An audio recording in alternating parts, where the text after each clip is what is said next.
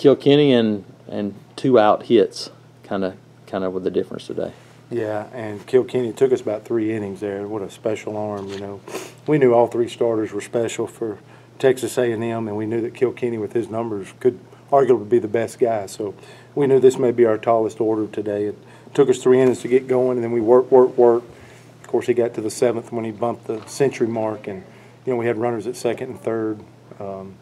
You know, we needed one more big hit, you know, there in the 7th inning to draw all the way back to them, and that was one opportunity, but they didn't give us much, you know, a good ball club, and I thought they chipped away. We kept a great offensive ball club in the ballpark for 2 days, and of course they hit a couple today, and they just kept working and got a couple more late as we were trying to reel them back in. But I thought that 7th, you know, usually looking or hoping for more than one opportunity to really make a run in the ball game, and we only had one today against a very good ball club. And but I thought our guys battled. Tanner Burns, Calvin Coker, what they gave us again today, if Tanner Burns can keep learning from each and every outing when he goes out and plays against an SEC team, he's going to do nothing but continue to grow and do some exciting things. So I thought they competed as well. If they'll just give us that effort every day on the mound, especially on a Sunday in the SEC, I think we're going to, you know, appreciate that effort. Do you think Tanner was bothered by the early call and the quick pitch and some of the calls at home? Maybe a little bit, I think so. But I thought it wiped away once that inning ended. I actually saw him make a move or show a little bit of disgust, and that was one of my, you know, things to him to tell him is to get right back in the middle of things. And, you know, some of the best pitchers, you pitch in this league, you're going to get something you don't like or something's going to happen to you that you don't want to have happen. But you better learn how to forget it very quick, because that's where the big ones come from, the big innings, the big setbacks. And I thought he reset pretty good and got back to battling. But I thought for the rest of that inning it was in his mind by his body language coming off the mound at the end of that inning. But I thought he reset fine and got right back in the middle of what he was trying to do. What did you learn about your team maybe that you didn't know now coming out of one SEC week, and anything that stands out to you?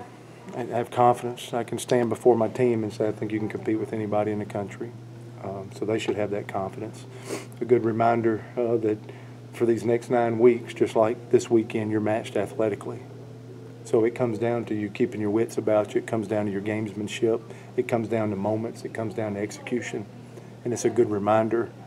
So I told them I had confidence in them. Then everything I just said that's a part of who's going to win the championship is who's going to do big moments, who's going to show up every weekend, whether you're at home or away, and keep competing. But I took a lot of faith out of this weekend with our ball club that we can stand toe-to-toe. We are going to be matched athletically, just like A&M, just like every other ball club is pretty much going to be matched athletically. I think that's what makes it the best conference in America. But we got our shot, but we'll have to play. It'll always be a requirement to play at your best and to play sound, quality baseball. That'll be a requirement to have success in this league. Update on Connor Davis? I thought he could have maybe played today. I think we'll get him right back in there.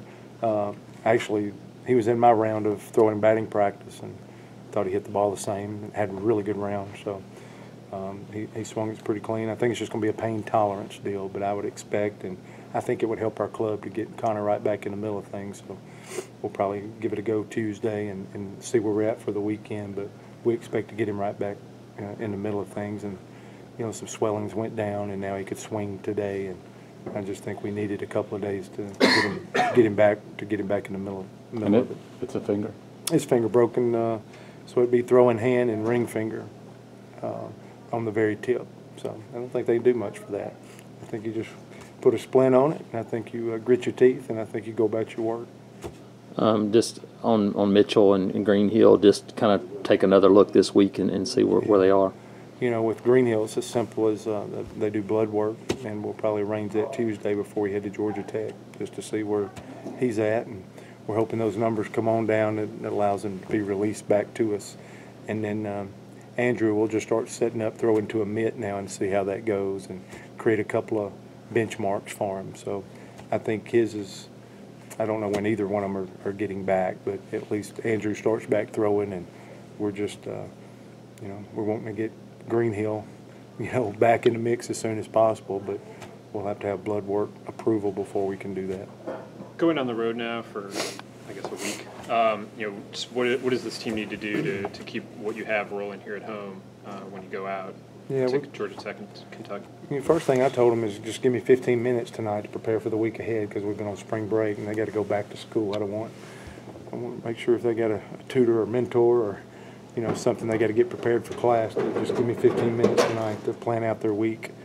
The Tuesday road trip, we've done that a couple of times down to South Alabama and I think to Birmingham versus UAB. So that's a pretty common routine that we've already experienced a couple of times on the road. And that Thursday, that road trip, the first one, will be the first time we're in a hotel together. So that'll be a different routine for us. We'll just take it a step at a time.